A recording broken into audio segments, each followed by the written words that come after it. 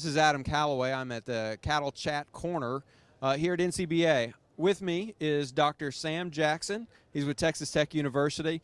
Dr. Jackson, tell me a little bit about the importance of education and specifically agricultural education for the next generation. Okay, well, the industry's changing. Agriculture is becoming more complex, and it's just more difficult for a kid to come straight off the farm and go back into farming or ranching and be successful. And so what we found is that if we can take these young people that are energetic, they're interested in agriculture, they have a passion for agriculture, and then give them some tools, some education, technology, whatever you want to call it, they're much more competitive in the market and just do a better job of producing than, say, their grandfather that may not have had the advantage of having that educational process.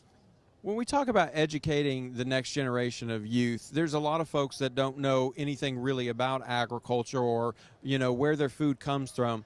Can you tell me a little bit about the importance of educating the next generation in general about agriculture? Sure. And that's something that we teach our students that are animal science majors is, it's easy to educate people that already have a background about agriculture, but it's really the focus of our students to graduate from a program and then go out into the public and be able to educate the people that really don't have an idea.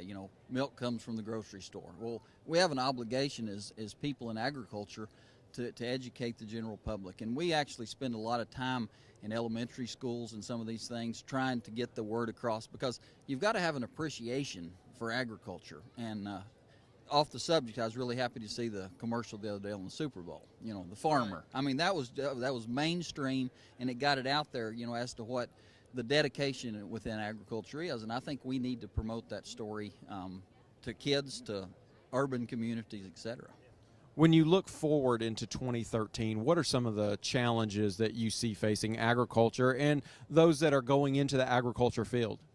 Well, the challenges are environmental is a big one, I think, because where we're at in the panhandle of Texas, water is a real issue. And we haven't typically done a good job of educating people about water usage and efficiency. And so I think efficiency is the challenge. It's efficiency of use of grain. It's efficiency of use of our natural resources. And I really think that's the challenge, is being able to continue to have productivity in both our crops and livestock, but also use that land, use that water, use those resources wisely. One of the things that is going to help us do that, be more efficient, is technology. What are some of the technologies that are interested to your students, that your students find interesting, that you're teaching and talking about?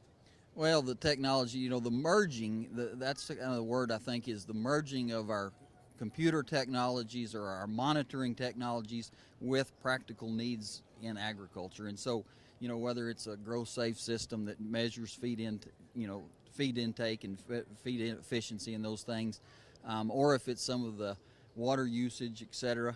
Our kids are really interested in all of those things. They're not really focusing on one thing, but they're just interested in the ability to take the new technology and implement it. And they're excited about that prospect. Well, we're excited to have you here on Cattle Chat Corner.